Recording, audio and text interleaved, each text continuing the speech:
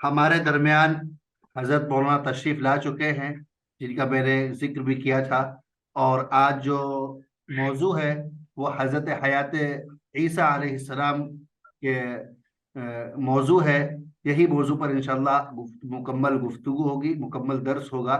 حضرت مولانا تشریف لائے ہیں، آج وہی درس کریں گے انشاءاللہ۔ حضرت تشریف لائیں۔ جی السلام علیکم ورحمۃ اللہ وبرکاتہ۔ وعلیکم السلام۔ آواز آ رہی ہے نا؟ مولانا بتا دیں گے خالی، باقی لوگ اپنا مائک بند رکھ کے جی جواب آگے دے دیں۔ آگے جی آ رہی ہے۔ جی جزاک اللہ۔ وعلیکم السلام ورحمۃ اللہ۔ آج ہمارا جو آج کا موضوع ہے وہ حضرت عیسیٰ علیہ الصلوۃ والسلام کی شخصیت۔ حضرت عیسیٰ علیہ الصلوۃ والسلام کی جو شخصیت ہے، ہم جانتے ہیں انبیاء ایمانیات میں ایک چیز ہے، تمام انبیاء کرام علیہ الصلوۃ والسلام پر ایمان ہے۔ ان انبیاء میں ایک نبی حضرت عیسیٰ علیہ السلام بھی ہیں۔ حضرت عیسیٰ علیہ السلام میں اور حضرت موسیٰ اور حضرت محمد الرسول اللہ صلی اللہ علیہ وسلم پر جب ایمان لانے کی بات آتی تو ایک دو چیزیں بڑھ جاتی ہیں۔ حضرت محمد الرسول اللہ صلی اللہ علیہ وسلم پر جب ہم ایمان لاتے ہیں تو صرف یہ نہیں کہ ہم محمد الرسول اللہ صلی اللہ علیہ وسلم کو نبی مانتے ہیں، بلکہ نبی ماننے کے ساتھ ساتھ حضور صلی اللہ علیہ وسلم کو آخری نبی بھی ماننا ضروری ہے۔ اگر کوئی نبی مانے آخری نبی نہ مانے تو اس کا رسول پر ایمان نہیں کہلائے گا، یعنی ایمان پر رسالت جسے کہتے ہیں، رسالت کے بارے میں ایمان لانا، اس کا ایمان درست نہیں ہوگا۔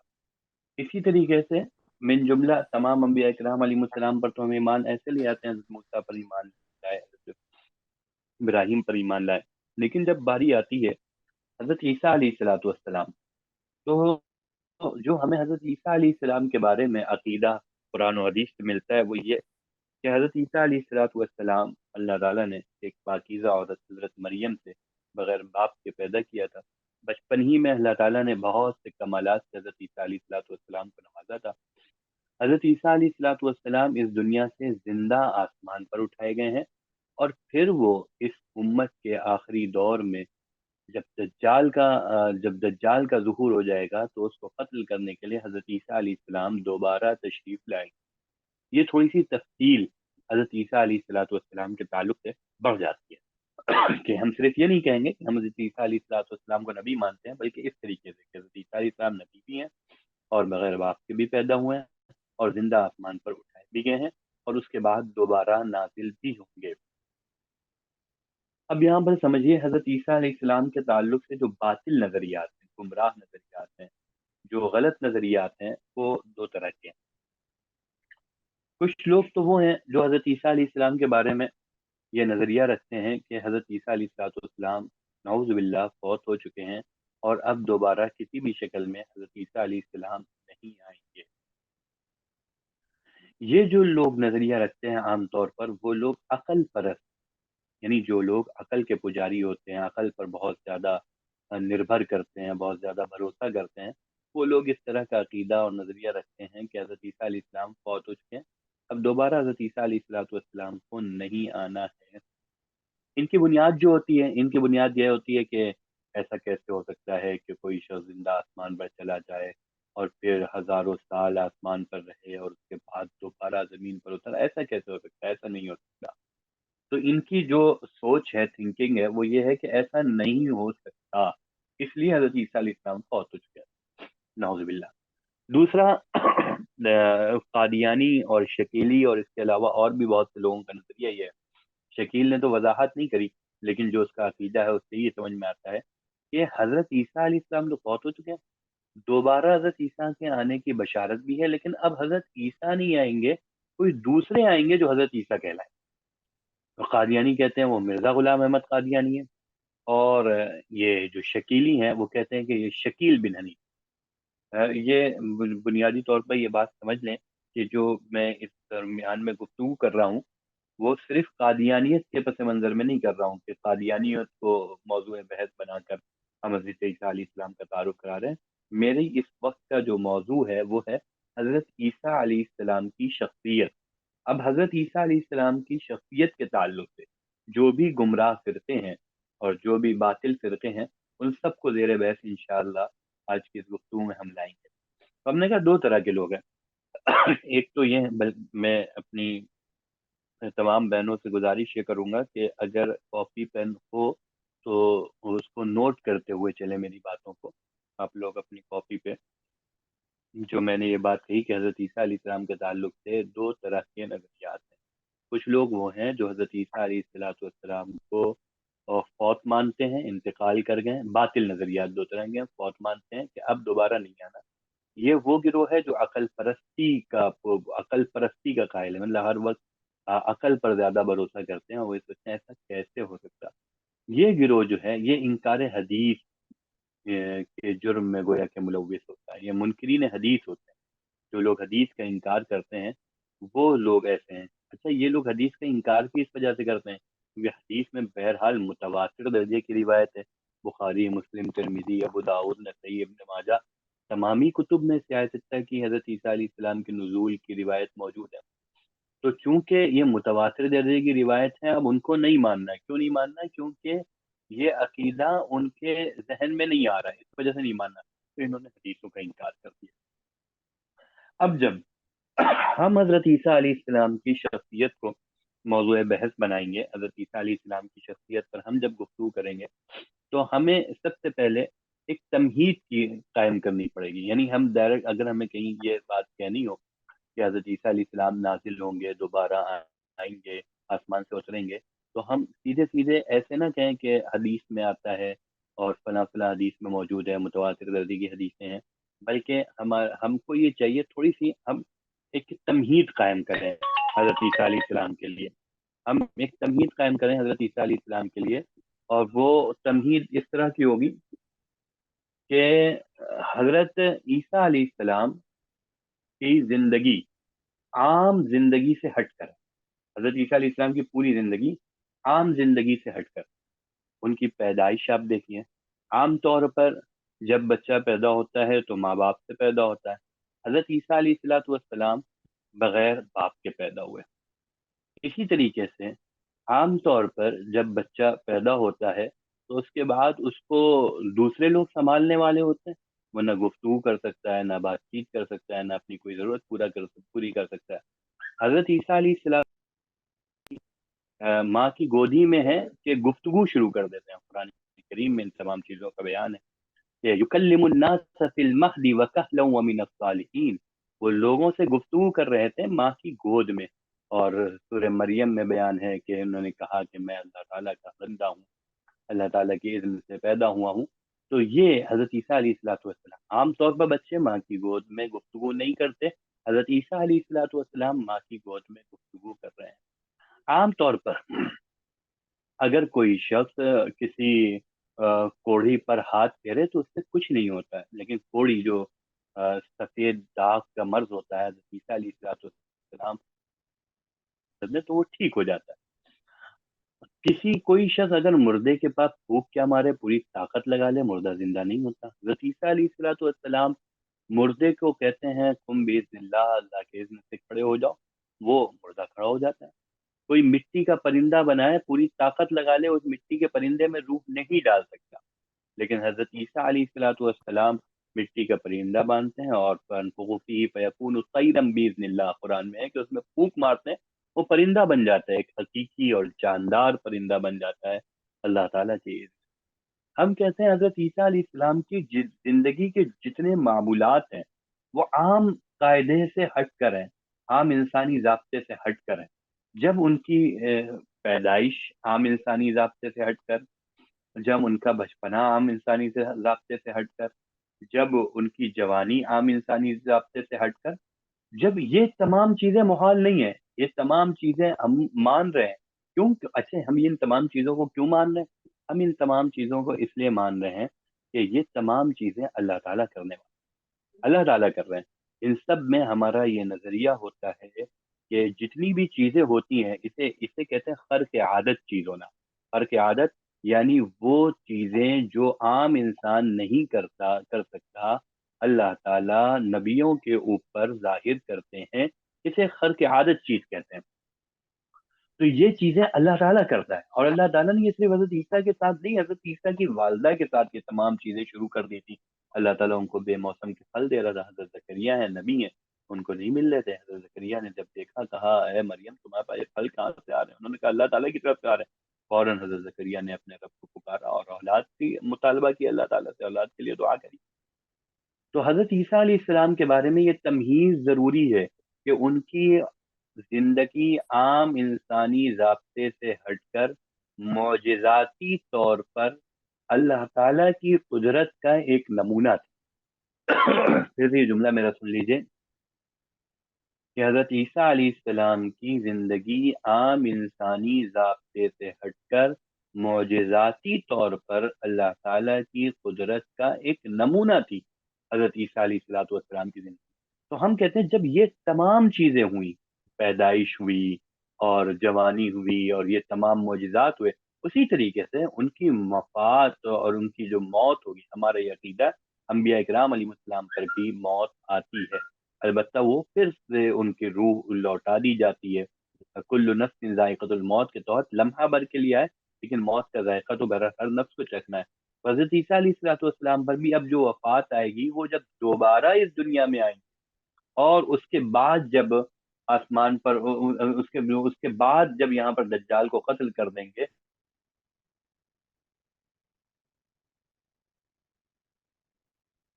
آواز نہیں آ رہی وہاں پر۔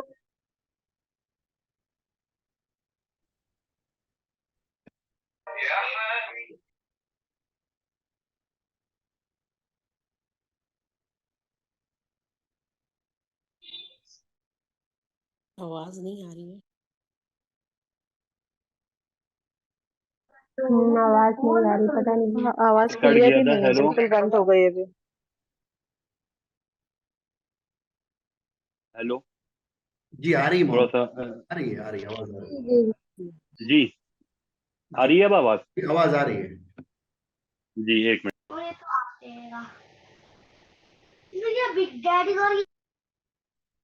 ہیلو جی آ رہی جی مولانا میں آواز۔ جی السلام علیکم، اب آواز آ گئی، اب آ گئی آواز، ویسے چلی گئی تھی بیچ میں۔ ہیلو، کوئی جی کال کر دے رہا ہے بار بار، اس کی وجہ سے کٹ جا رہا ہے۔ بہرحال تو میں کیا کہہ رہا تھا مولانا کہ حضرت عیسیٰ علیہ السلام کی زندگی جو ہے عام ضابطے سے ہٹ کر، اسی طریقے سے ان کی جو موت ہوگی وہ بھی عام ضابطے سے ہٹ کر۔ اب اس سلسلے میں ہم آتے ہیں دلائل پر۔ ہیلو مولانا، آواز تو آ رہی ہے نا؟ جی بالکل صاف آ رہی ہے۔ جی جی جزاک اللہ۔ تو اب سنیے، اب یہاں پر ایک اصول سمجھ لیجئے، تھوڑا سا ہم جب دلائل پر آتے ہیں اس سے پہلے ایک اصول سمجھ لیجئے۔ اور قرآن جب نازل ہو رہا تھا اس وقت جو ہے بنیادی طور پر پورے قرآن میں تین فرقے، تین یا چار طور پر گمراہ فرقوں کے تعلق سے اگر ہم بات کریں تو تین چار فرقے جو ہے مخاطب، ان میں ایک کفار مکہ ہیں، دوسرے یہودی ہیں، تیسرے عیسائی ہیں، چوتھے منافقین ہیں۔ یہ لوگ مخاطب ہوتے ہیں، اور اس کے علاوہ اہل حق میں ایمان والے مخاطب ہوتے ہیں۔ قرآن کریم کا طرز یہ ہے کہ جو ان یعنی یہودیوں میں، عیسائیوں میں اور مکہ میں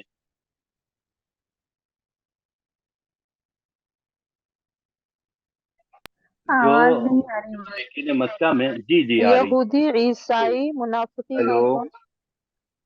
ہیلو آ رہی بس مولانا آواز آواز آ رہی ہوگی۔ وہاں کلیئر آ رہی ہے آواز۔ منافقین، یہودی، عیسائی، اور چوتھے کون بول رہے؟ انا للہ و انا، 1 منٹ، منافقین، 1 منٹ، منافقین، آپ لوگ منافقین، یہودی، عیسائی اور کفار مکہ۔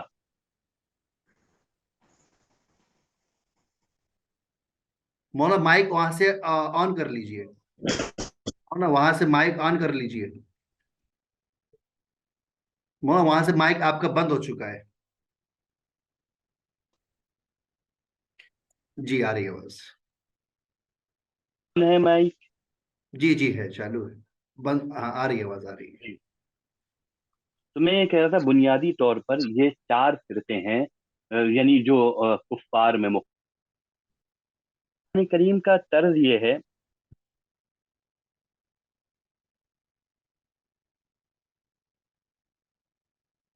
قرآن کریم کا طرز یہ ہے کہ قرآن کریم میں جو یہودیوں کے یا کفار کی جو غلط نظریات ہوتے ہیں ان کی تردید کرتا ہے، اور جو ان کے درست نظریات ہوتے ہیں، میں جو لفظ کہہ رہا ہوں اس کو ٹھیک سے سنیے گا، جو ان کے غلط اور باطل نظریات ہوتے ہیں ان کی تردید کرتا ہے، ان کا رد کرتا ہے، ان کو کنڈم کرتا ہے، اور جو ان کے درست نظریات ہوتے ہیں، درست باتیں ہوتی ہیں، ان کی یا تو تائید کرتا ہے یا سکوت اختیار کرتا ہے، یعنی نہ ہاں کرتے ہیں نہ کرتا ہے قرآن۔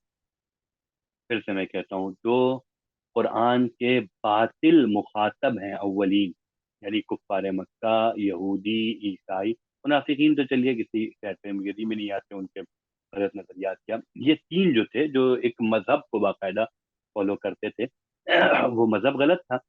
اب قرآن یہ کرتا ہے کہ ان کی جو غلط چیزیں ہوتی ہیں ان کی تردید کرتا ہے، اور جو ان کی درست چیزیں ہوتی ہیں ان کی یا تو تائید کرتا ہے یا سکوت اختیار کرتا ہے۔ سکوت اختیار کرنا اور تائید کرنا، یہ دونوں چیزیں تائید مانی جاتی ہیں، اور اگر وہ غلط نظریہ ہوتا ہے تو اس کی تردید کرتا ہے۔ اب دیکھیے، میں کچھ مثالیں دے کر آپ کو سمجھاتا ہوں۔ جیسے مشرکین مکہ، ان کا بڑا جرم کیا تھا؟ یہ شرک کرتے تھے، تو قرآن نے جگہ جگہ شرک کی تردید کری کہ یہ جرم ہے، یہ گناہ ہے اور بہت بڑا جرم۔ اسی طریقے سے قرآن جو میں ہے کہ یہ جو ہے مشرکین مکہ یہ بیٹیوں کو زندہ گویا کہ مار دیتے تھے بیٹیوں کو۔ قرآن نے ان کے اس گناہ کو بیان کیا اور کہا یہ گناہ ہے، حرام ہے، ناجائز ہے، یہ نہیں ہونا چاہیے۔ لیکن یہی مشرکین مکہ جو ہے یہ حاجیوں کو پانی پلاتے تھے، یہ مسجد حرام کی خدمت کیا کرتے تھے، یعنی مسجد حرام کے ذمہ دار تھے، متولی تھے یہ۔ تو جب لوگ مسجد حرام کی خدمت، یعنی تمام ضروریات جو خانہ کعبہ کی تھی وہ پوری کرتے تھے، اور جب حاجی آتے تھے تو ان کی ضروریات کو پورا کرتے تھے، اور وہ اس عقیدے کو، اس چیز کو یہ سمجھتے تھے کہ یہ ایمان باللہ کے برابر، اللہ تعالیٰ پر ایمان لانے کے برابر۔ تو قرآن نے یہ تو کہا کہ حاجیوں کو پانی پلانا، مسجد حرام کی خدمت کرنا، یہ اللہ پر ایمان لانے کے برابر نہیں ہے، لیکن یہ نہیں کہا کہ یہ غلط ہے۔ جیسے کہا اجعلتم سقایۃ الحاج وعمارۃ المسجد الحرام کمن آمن باللہ والیوم الآخر وجاہد فی سبیل اللہ لا یستوون عند اللہ۔ کیا تم نے یہ سمجھ رکھا ہے کہ حاجیوں کو پانی پلانا، مسجد حرام کی خدمت کرنا، یہ اس شخص کی طرح، یہ کام کرنے والا اس شخص کی طرح ہو سکتا ہے جو اللہ پر ایمان لائے، یوم آخرت پر ایمان لائے، اللہ کے دین کے لیے جدوجہد کرے ایمان لا کر؟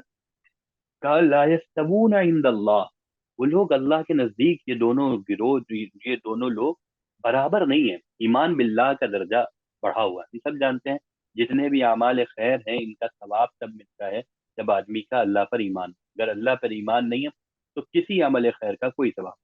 تو قرآن نے کہا یہ دونوں عمل برابر نہیں ہے، لیکن قرآن نے یہ نہیں کہا کہ یہ حاجیوں کو پانی پلانا غلط ہے، یہ نہیں کہا کہ مسجد حرام کی خدمت کرنا غلط ہے۔ تو ہمیں یہ پتہ چلا یہ جو کفار کام کرتے تھے، حاجیوں کو پانی پلانا اور مسجد حرام کی خدمت کرنا، یہ کام صحیح ہے۔ کیوں صحیح ہے؟ کیونکہ قرآن نے اس عمل کو غلط نہیں کہا، تو غلط نہ کہنے کی وجہ سے یہ کام صحیح ہے، چنانچہ آج بھی ہو رہا ہے وہ کام۔ اسی طریقے سے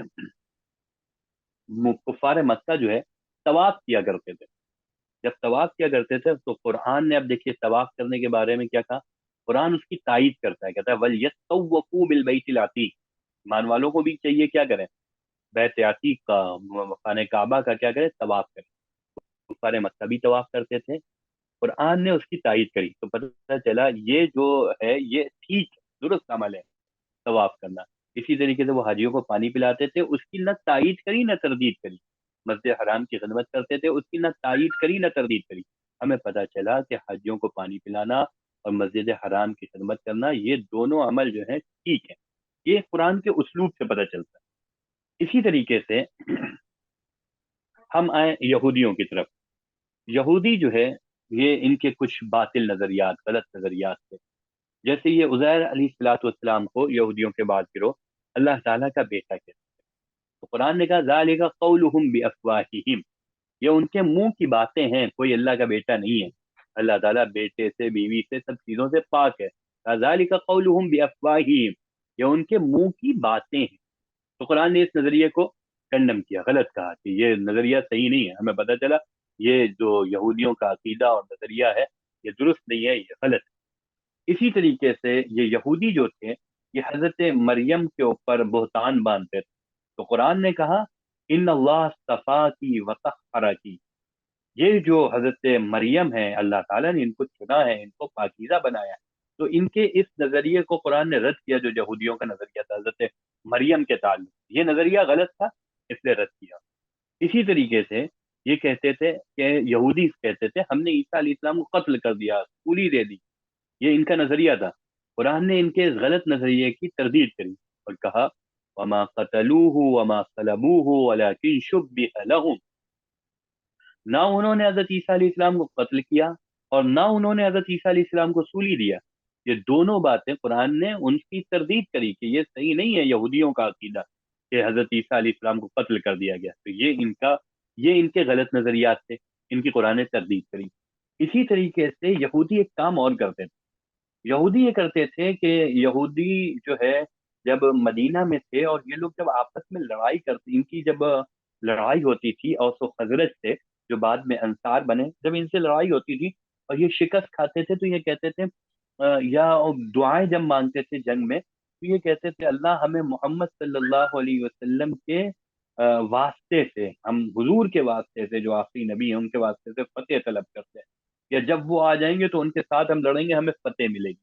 وہ یہ کرتے تھے، فتح طلب کرتے تھے محمد صلی اللہ علیہ وسلم. تو قرآن نے ان کی اس بات کو نقل کیا وَكَانُوا مِن قَبْلُ يَسْتَفْتِحُونَ عَلَى الَّذِينَ كَفَرُوا. قرآن پہلے بارے میں وَكَانُوا مِن قَبْلُ يَسْتَفْتِحُونَ عَلَى الَّذِينَ كَفَرُوا، اس سے پہلے یہ لوگ حضور کے واسطے سے فتح طلب کرتے تھے. فَلَمَّا جَاءَهُم مَّا عَرَفُوا كَفَرُوا بِهِ، جب وہ نبی ان کے پاس آ گئے انہوں نے ان کو نہیں پہچانا، مَا عَرَفُوا نہیں پہچانا اور ان کا انکار کیا. تو قرآن یہ کہتا ہے کہ پہلے تو حضور کے واسطے سے فتح طلب کرتے تھے، جب حضور آ گئے تو نہیں پہچانا. اب یہ فتح طلب کرنا، وسیلہ دینا، یہ کیا ہے؟ قرآن نے نہ اس کی تائید کری نہ تردید کری. یعنی یہ نہیں کہا کہ ان کا یہ فتح مانگنا درست تھا، فتح طلب کرنا حضور کے واسطے سے درست تھا، نہ یہ کہا کہ درست نہیں تھا. تو جب نہ تائید کری نہ تردید کری، اب یہ سمجھا جائے گا کہ یہ قرآن کریم کی تائید. قرآن جب سکوت اختیار کرے تو یہ پتہ چلے گا تائید ہے. تو اس سے ہمیں پتہ چلا کہ یہ جو وسیلہ ہے جو یہودی لگاتے تھے محمد صلی اللہ علیہ وسلم کا، یہ وسیلہ لگا کر دعا مانگنا درست ہے، کیونکہ قرآن نے ان کی اس بات کی تردید نہیں کری.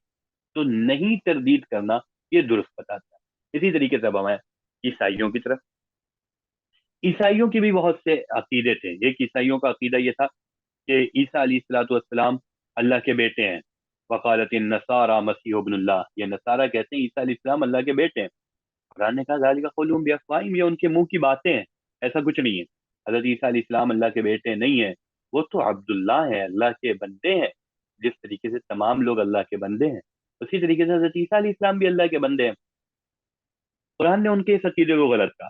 اسی طریقے سے عیسائیوں کا نظریہ تھا کہ وہ تثلیث کے قائل تھے. تثلیث کا مطلب یہ ہوتا ہے کہ وہ تین خدا مانتے تھے.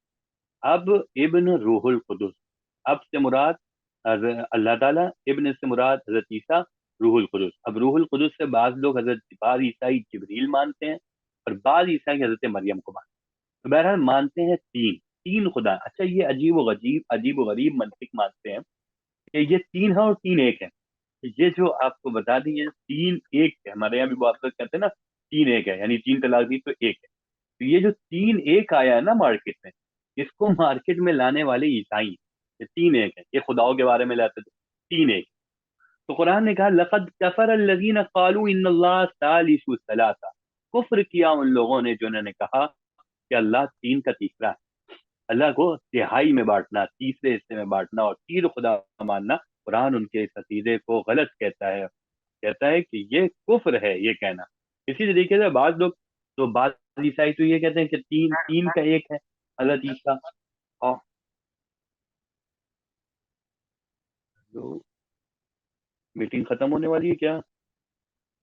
نہیں مولانا ابھی ہے، وقت ہے، ہیلو، ابھی 5-7 منٹ باقی ہے، اچھا ہے، 7-8 منٹ ہے، اچھا ٹھیک ہے. 8 منٹ میں باقی. بس میں اسی یہ تینوں چیزوں کی وضاحت کر کے پھر انشاءاللہ دلائل پہ کراؤں گا. میں اس جو ابھی وضاحت کر رہا ہوں قرآن کے اسلوب کی، اس کی وضاحت مکمل کر دیتا ہوں. اسی طریقے سے عیسائی کہتے تھے کہ بعض عیسائی کہتے تھے مسیح علیہ السلام، حضرت عیسیٰ علیہ السلام ہی اللہ ہے، تو قرآن نے اس کو بھی رد کیا. کہا لقد کفر الذین قالوا ان اللہ هو المسیح ابن مریم.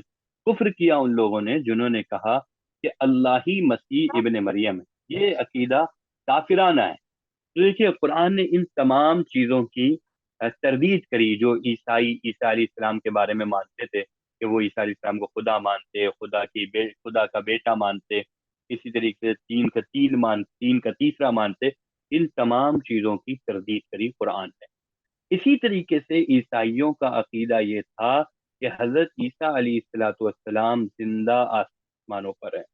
یہ عیسائیوں کا عقیدہ تھا، اور اس بات کو مرزا غلام احمد قادیانی لعنت اللہ علیہ نے بھی کہا ہے. روحانی خزائن جلد نمبر 3 صفحہ نمبر 318 پر یہ عبارت مرزا کی موجود ہے، مرزا غلام احمد قادیانی کے. جناب نبی کریم صلی اللہ علیہ وسلم کے زمانے میں مسلمانوں کا یہی عقیدہ تھا کہ در حقیقت مسیح ابن مریم ہی دوبارہ دنیا میں آئیں گے. تو یہ نظریہ ان کا تھا عیسائیوں کا کہ حضرت عیسیٰ علیہ السلام زندہ ہیں اور وہ دوبارہ آئیں گے. اب دیکھیے اگر قرآن کریم میں اس عقیدے کی تائید نہ ہوتی، اس عقیدے کا ثبوت نہیں ہوتا، کہ میں کہہ رہا ہوں بالفرض مان کر ہے، ویسے تو یہ قرآن میں بھی ہے کہ حضرت عیسیٰ علیہ السلام زندہ ہیں اور دوبارہ آئیں گے، یہ قرآن سے بھی پتہ چلتا ہے. لیکن ہم کہنا اگر یہ بات نہ ہوتی کہ حضرت عیسیٰ علیہ السلام دوبارہ آئیں گے، صرف اس پر قرآن کی خاموشی اختیار کرنا، سکوت اختیار کرنا، اس بات کی دلیل ہے کہ حضرت عیسیٰ علیہ السلام دوبارہ آئیں گے، کیونکہ قرآن نے عیسائیوں کے اس عقیدے کو غلط نہیں کہا. کوئی شخص ایسی آیت نہیں پیش کر سکتا، ایسی اشارتاً بھی کوئی آیت نہیں پیش کر سکتا جس میں قرآن نے عیسائیوں کے اس عقیدے کو غلط کہا ہو. پھر میں کہہ رہا ہوں کوئی شخص ایسی آیت نہیں پیش کر سکتا کہ جس میں قرآن کی کسی آیت میں یہ ہو کہ عیسائیوں کا یہ عقیدہ غلط ہے کہ حضرت عیسیٰ علیہ السلام زندہ آسمانوں پر ہیں، وہ دوبارہ آئیں. بس قرآن کریم کا سکوت اور عیسائیت کا اس عقیدے میں رد نہ کرنا، یہی بنیادی طور پر دلیل ہے اور کافی ہے اس بات کے لیے کہ حضرت عیسیٰ علیہ السلام کے تعلق سے کہ حضرت عیسیٰ علیہ السلام دوبارہ آئیں گے، یہ عقیدہ گویا کہ صحیح ہے، درست ہے. اس عقیدے کو رد اور نہیں کیا جائے گا اور اس عقیدے کو غلط نہیں کہا جائے گا. یہ میں نے اصول بیان کیا. کیونکہ وقت ختم ہو رہا ہے تو انشاءاللہ آئندہ کی گفتگو کل کری جائے گی. تو پھر سے میں بس اس اصول کو دہرا دے رہا ہوں. قرآن کریم میں جو گمراہ فرقوں کا تذکرہ ہے، باطل فرقوں کا تذکرہ ہے، یعنی یہودی، عیسائی اور کفار مکہ، قرآن کا طرز یہ ہے ان کی غلط باتوں کی تردید کرتا ہے، ان کے غلط نظریات کی تردید کرتا ہے. اور اس بات کو مرزا غلام احمد قادیانی نے بھی جو ہے تسلیم کیا ہے. مرزا غلام احمد قادیانی نے بھی اپنی کتاب میں یہ بات لکھی ہے کہ قرآن کریم ان کے جو غلط عقائد ہیں ان کی تردید کرتا ہے، اور جن پہ وہ جھگڑ رہے ہیں اس میں فیصلہ کرتا ہے قرآن کریم. تو جس میں یہودی اور عیسائیوں کا آپسی جھگڑا ہے اس کا فیصلہ کرتا ہے. جہاں پر قرآن کریم ان کے جو ان کا عقیدہ صحیح اور درست ہوتا ہے اس کی یا تو تائید کرتا ہے یا سکوت اختیار کرتا ہے. اس کی یا تو تائید کرتا ہے یا سکوت اختیار کرتا ہے. تائید کرنا، سکوت اختیار کرنا، دونوں چیزیں دلیل ہوتی ہیں کہ یہ ان کا نظریہ یا یہ ان کا کام صحیح ہے. بس عیسائیوں کے تمام غلط عقیدوں کی تردید کری ہے، یہودیوں کے غلط عقیدوں کی تردید کری ہے، اسی طریقے سے کفار کے غلط عقیدے کی تردید کری ہے، کفار کے صحیح کام کی تائید کری ہے یا سکوت اختیار کیا ہے، یہ یہودیوں کے صحیح کام کی تائید کری ہے یا سکوت اختیار کیا ہے. عیسائیوں کا یہ جو نظریہ تھا کہ عیسیٰ علیہ السلام دوبارہ آئیں گے، یہ نظریہ اگر غلط ہوتا تو قرآن اس نظریے کی تردید کرتا. قرآن نے اس نظریے کو غلط نہیں کہا، تردید نہیں کی. معلوم ہوا یہ عقیدہ قرآن کی منشا کے مطابق درست ہے. یہ ہم اس بیس پہ بات کر رہے ہیں کہ ابھی ہم دلیل کی طرف نہیں آ رہے, صرف اسلوب طرز قرآن کا یہ بتلا رہا ہے کہ یہ عقیدہ صحیح ہے کہ حضرت عیسیٰ علیہ السلام دوبارہ آئیں گے. اب قرآن میں مزید اس کے بھی دلائل ہیں, انشاءاللہ وہ دلائل آپ کے سامنے کل آئیں گے. وآخر دعوانا ان الحمدللہ رب العالمین. جزاکم اللہ خیر. جی مولانا. جزاکم اللہ خیر مولانا. کل انشاءاللہ اس کے آگے کا مع دلائل انشاءاللہ سماعت فرمائیں گے. تمام طالبات وقت پر حاضر ہو. اس کے آگے کا سبق انشاءاللہ کل ہوگا. السلام علیکم جی آیت نمبر بھی دیجیے گا کل. جی السلام علیکم ورحمۃ اللہ. ریفرنس ہوگا انشاءاللہ جو بھی دی جائے گی حوالے کے ساتھ. انشاءاللہ حوالہ بھی جی بتایا جائے گا, آپ لوگ اس کو لکھیں. لیکن مائک آن کر لیتے ہیں, مائک آن نہ کریں, اس سے ڈسٹرب ہوتا ہے. آپ بعد میں پوچھ سکتے ہیں. جی جی جی انشاءاللہ سوال و جواب کی بھی نشست ہوگی. اور آج کی جو گفتگو ہے مولانا, اس پہ اگر کوئی سوال ہو تو میرے خیال سے آپ لوگوں کو کوئی گروپ ہوگا, اس گروپ سے بھیج دیا جائے گا, وہ آپ مجھے پہنچا دیجیے گا, میں اس کا انشاءاللہ جواب دے دوں گا. ہے نا, یہاں پر زوم پہ اگر سوال کے لیے کھولیں گے تو بہت ڈسٹرب ہو جائے گا. واٹس ایپ پہ پرسنل پہ سوال کر لیے جائیں اور پھر وہ بھیج دیے جائیں تو ہم انشاءاللہ جواب دیں. انشاءاللہ ٹھیک ہے. جزاکم اللہ. السلام علیکم. وعلیکم السلام.